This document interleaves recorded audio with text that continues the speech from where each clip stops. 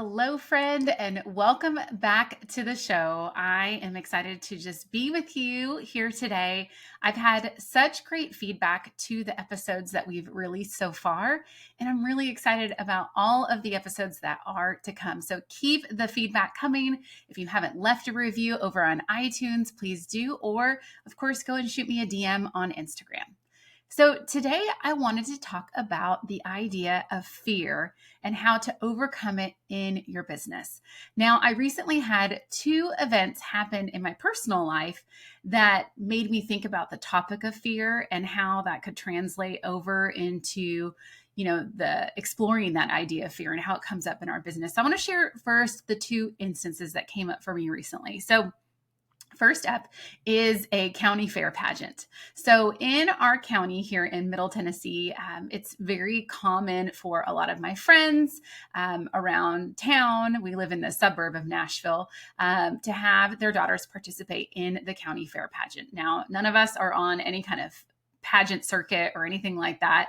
It's just like a fun thing one time of year to, like go through the motions of, finding a fun dress, which I've lucked out and have gotten really great deals on pageant dresses on Facebook Marketplace. I love a good deal, love a good bargain.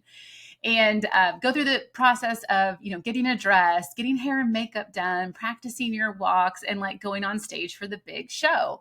And it's kind of almost like a little rite of passage in our community. And so my daughter was really excited to do it again this year. So the previous year, she had taken second place. That was her second time doing it. She did it when she was 4 years old, but it was literally run on the stage, waved to the audience, and ran off. Like that's the extent of what her performance was, if you call it a performance. So this last year, she did a really great job, really fun, really excited. And so this next time was coming. And so obviously there was some buildup to it, right? Some anticipation, some excitement, but then suddenly some of that started to waver.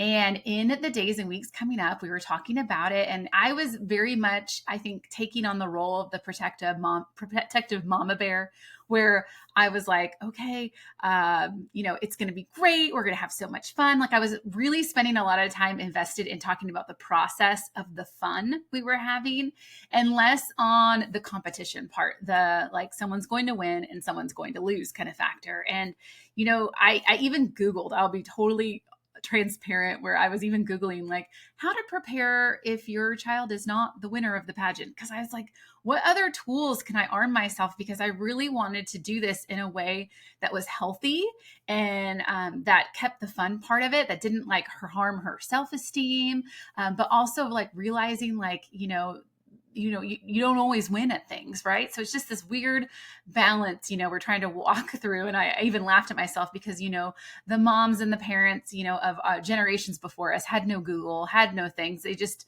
did them. And there was, a pass or fail kind of thing. And now we are armed with all this extra information to help us, and support us, which can be really great. And then other times you're like, what do I do with all this? Am I doing any of it right? So I'm sure you can resonate with me on the topic of the amount of information we have access to us, especially when it comes to parenting. But I remember even as the night before the pageant, she was, had a moment and said, Mom, what do I do if I don't win? And I was like, okay. I was like, we're going there. I said, well, if you don't win, because she actually was asking me like, maybe we shouldn't do it. She was kind of living in the fear of it. And I said, well, when I think about my own experiences, when I feel scared of things, I always think about how would I feel on the other side if I didn't do those things. And I said, more often than not, I feel regret. And I will feel like I'm missing out on the fun that it would have been to do it anyway. And that's what I think. So like, how does that feel for you? Like if you don't do this and we can walk away from it all tomorrow. I mean, it was a $15 investment in this registration, right? We can walk away from it all, but like, how would you feel about that? And she was like, I really want to do it. It's fun. Right. And so I kind of was excited because she really felt into the fun of it. And I think maybe some of my own, messaging in the weeks leading up had helped that. But also I think I just helped her clearly see like, hey, you can do these things, you can not do them. And how will you feel on either side of it? Like, will there be regret? Or will there not be? And then maybe it isn't the right decision for you. And I think it was just a really good parenting, like, woohoo moment. Where I was like, okay, like that makes sense. And, that's a tool that I use in my own business, in my own decision making, because fear comes up a lot. And what you do with that fear and how you break it down can really, make all of the difference. And so I'm going to give you some tips and tools, but I want to give you one more fearful thing that hit me. So, on another personal note, one of the things I was diagnosed with about a year and a half, 2 years ago in my health journey, as I've been like really kind of getting to know my body, heal my body from various illnesses, from COVID, or I had pneumonia and was in the hospital for COVID. I had just like all kinds of inflammation and things that I've been really worked hard on for the last year and a half in my healing journey, and exploring a lot of alternative therapies and things, which you'll hear me talk about from time to time. But one of those things is I was diagnosed with alpha-gal allergy. So if you're not familiar with this, you can go and give it a Google. Some of the mainstream news media has finally picked up on the story, but it's like it's a thing. It's an infection that people have primarily in the southeastern United States, and it's an allergy that is transferred by a tick bite. So it's not Lyme disease. It's a completely different category, but it's something that is like getting more and more common, and it can be quite severe for some people. And it can go hidden and undetected. So people who you're either positive or you're not, and there's different scales of the allergy, but basically the tick transfers an allergy to you that makes you allergic to mammalian products. Okay. So what that means, anything that comes from a mammal. So that would be dairy, because that comes from a cow. It would be the beef that comes from the cow. It would be pork. Any mammal creature, you will develop an allergy in your gut, in your intestine, and it can like manifest itself in different ways. For me, it was more of a gut related. It was more, I had, reoccurring hives for many years of my life, just inflammation, not feeling well, tired, like so many different things that could have been diagnosed as different, things that would come up on records. But thankfully, my practitioner knew to test for that and like came to me and was like, oh, look, you're positive for alpha-gal.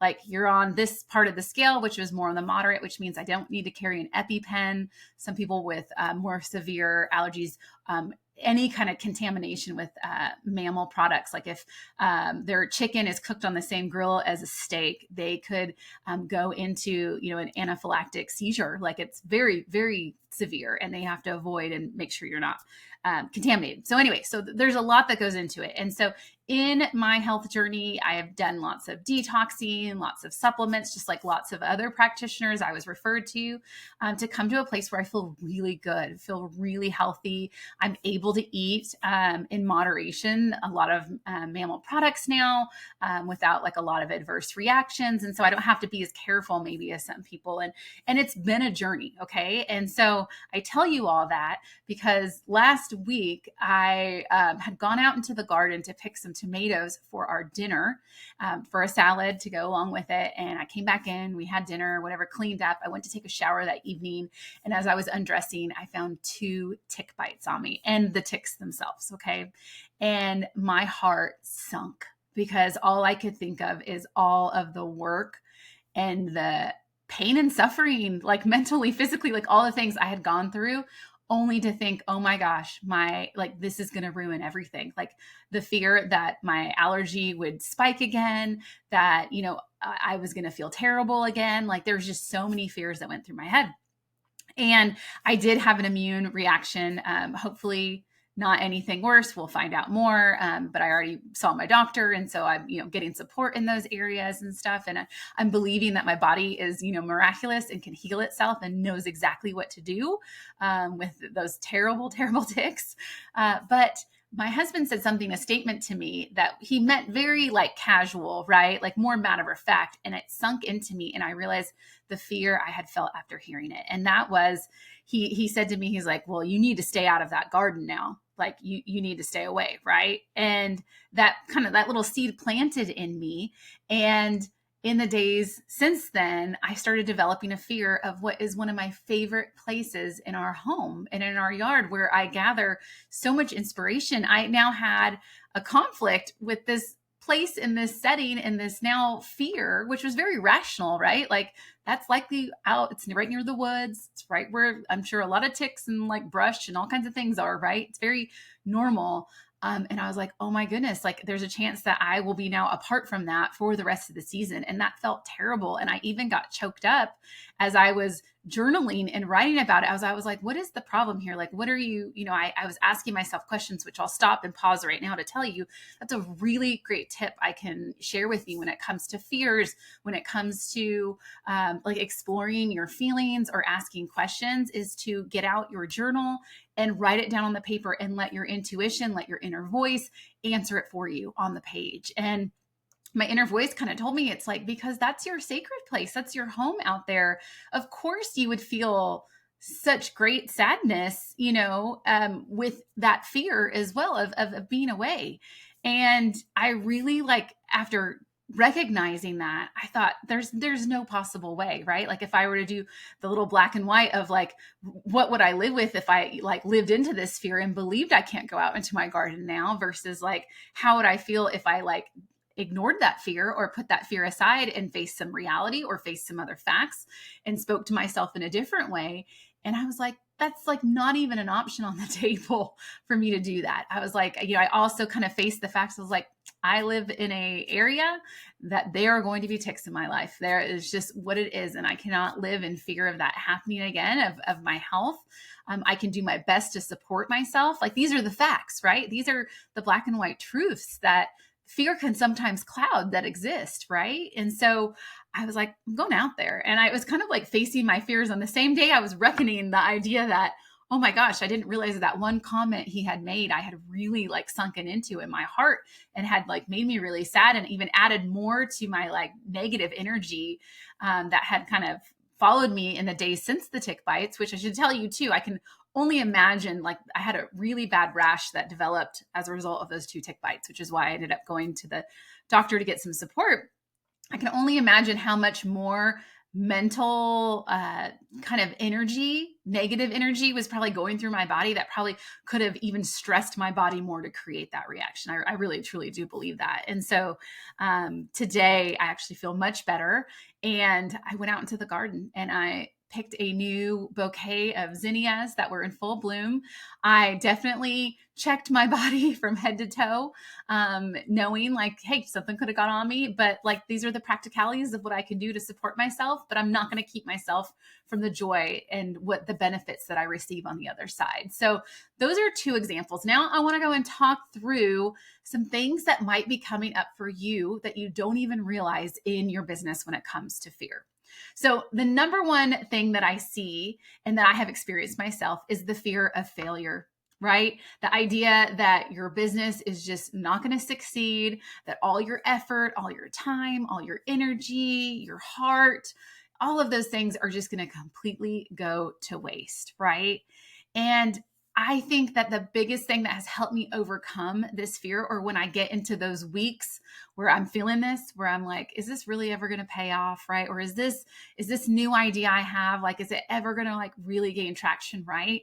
Is just remembering that I'm always a work in progress, that this is an experiment always, that I'm always learning. There's always these learning opportunities around every single corner. Even those setbacks you have are going to take you a step closer to you discovering new ways of doing things to get you closer to maybe what that idea of success is. But the biggest thing is there's no finish line in all of this. There truly isn't. I have been an entrepreneur for over 14, 15 years now, right? Since like I've actually had the business license or the business emails and the websites and all those. And my journey has twisted and turned and climbed mountains and gone into valleys. And there was no finish line because there was always just a new pathway to take. And I love it. And the more that I learn to embrace that, the more that this fear of like, this isn't going to succeed or that this is going to go to waste, everything here has served me in my future self. And so it's never going to go to waste, all of these things that happen along the way. So I hope when you have that next ping that comes up of like, oh, am I going to get this right? Is for you to say is like, am I going to learn something here? I would just really ask you to replace that question with, is this going to work with what do I have to learn right now? All right. The next fear that comes up is the fear of rejection, right?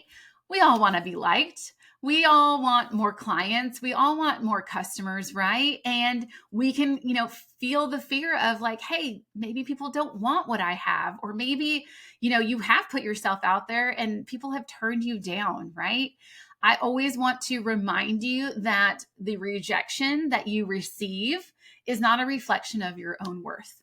No, usually what it means is that maybe the messaging hasn't hit them right, or maybe they haven't heard about it enough. Maybe they haven't been in your brand or in your atmosphere or your environment long enough for them to actually be ready to go and take that next step. So, this feedback that you have when you do have rejection of sorts is an idea that you could now maybe refine your approach. Maybe there's a new way that you can move forward now that you have this feedback. You're like, okay, great. Thank you for that. That was super helpful.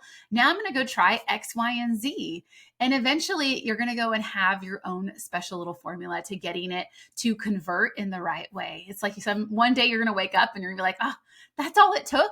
That's all how simple it was. I felt that recently with some of the social media content I was creating.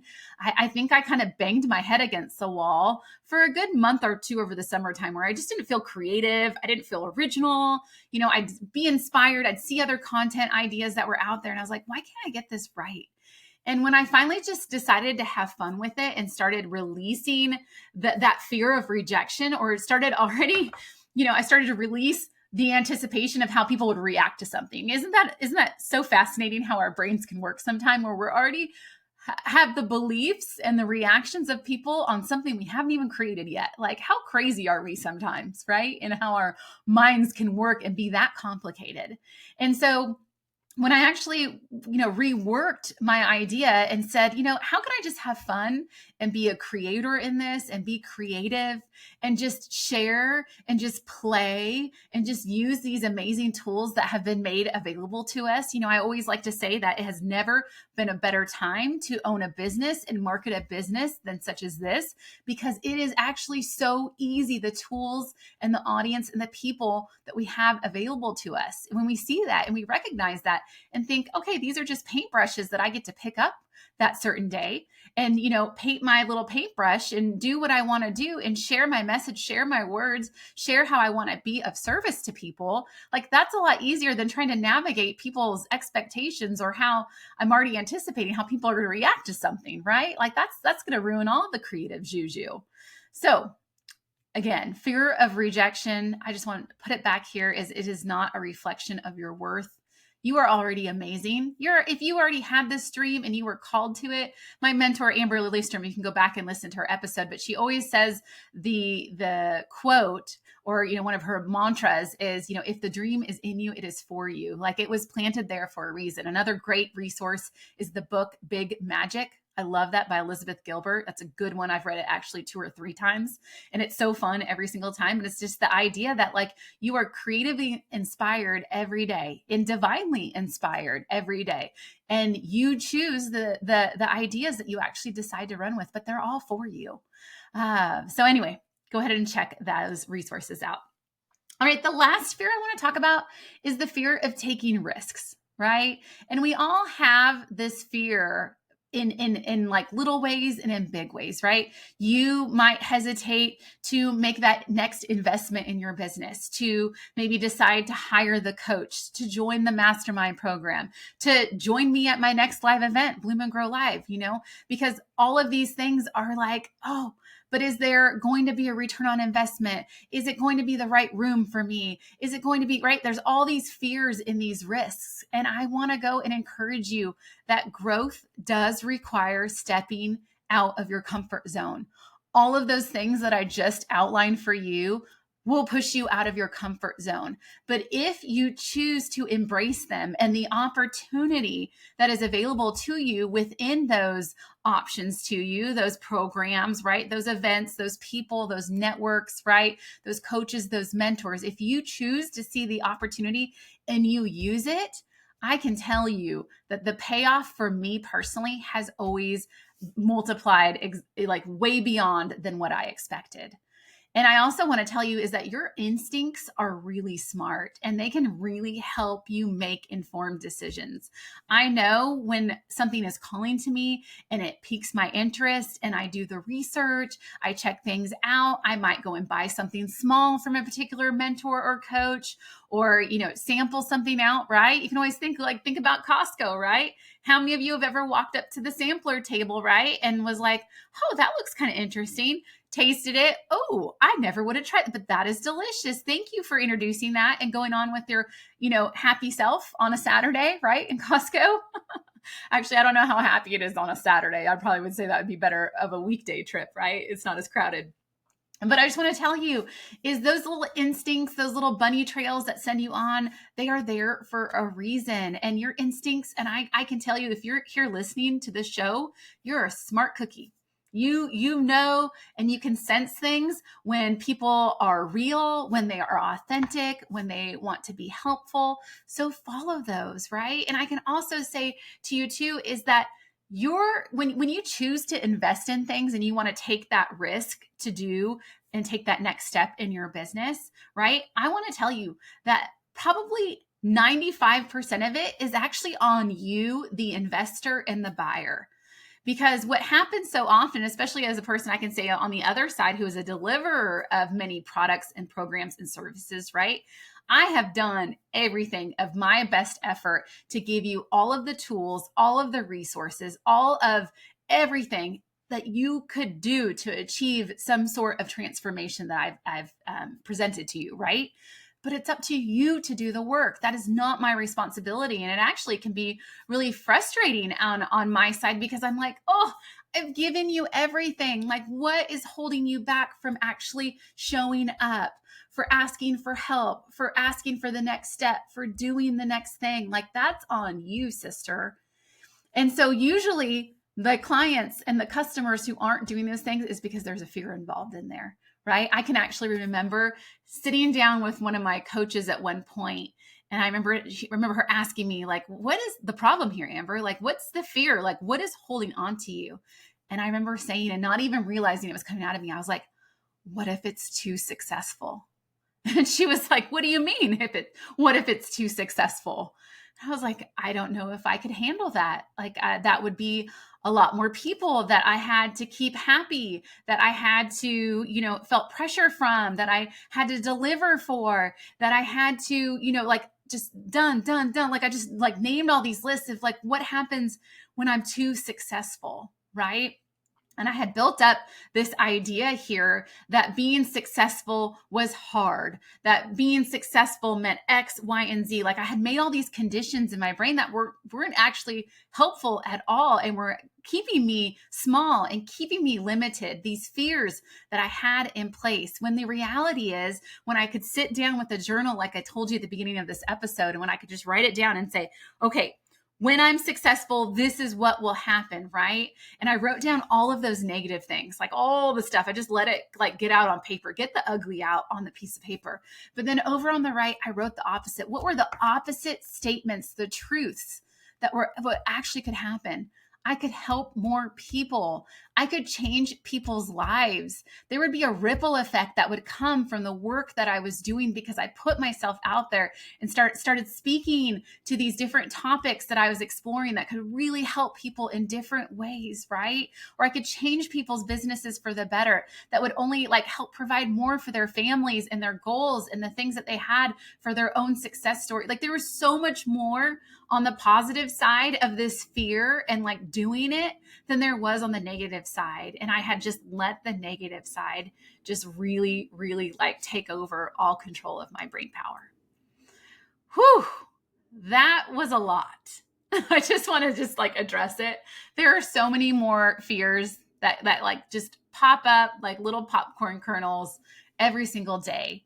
And I hope that as we wrap up this episode, that some of these takeaways. One, you can just do a simple exercise in a journal where you can go and write those truths. Get the ugly out, but write the truths down that you actually know. If you overcame this fear, what would happen? You also have the opportunity to think of what are the regrets that happen when you don't take action and you don't move forward with overcoming this fear, right? What are the things that can happen or the things that you would regret happening?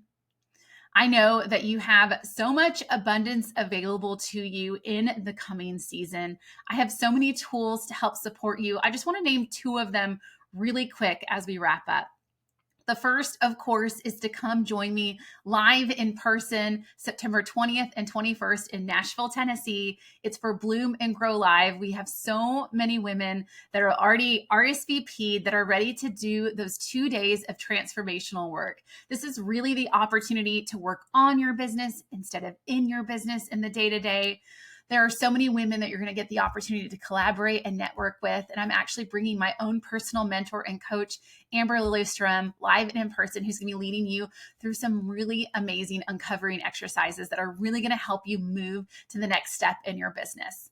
Now, I've had people ask me, what stage of business is this retreat, is this live event experience for? This is for all stages of businesses, whether you are just getting started or you've been around for a decade or more. All of the work that we're going to be doing together for your business strategy, for your marketing strategy, for your branding, for your messaging is all applicable. And I'm so excited. This is our third Bloom and Grow live event. And this one in particular is near and dear to my heart. I'm so excited. We have this amazing barn at this organic farm. Like, talk about the most unbelievable, idyllic setting to plant new seeds of growth.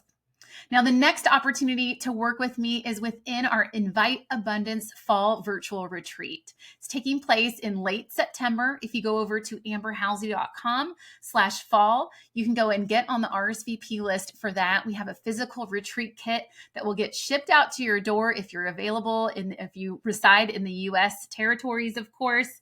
And you're going to have all of these wonderful goodies and things for you to really kind of unpack the last season for you in business and actually go and set a new path and new journey for the upcoming season of fall. It's really a mix of business coaching and life coaching. We do mindset work, we do marketing messaging, and then some, of course, wonderful connection within the group. So highly valuable half-day virtual retreat you can do from home or from somewhere else special. We've even had ladies get together and rent Airbnbs or hotel rooms and make a whole day of it. All right, friend, I want to thank you for tuning in. And wherever you are today, I hope you bloom and grow. Take care.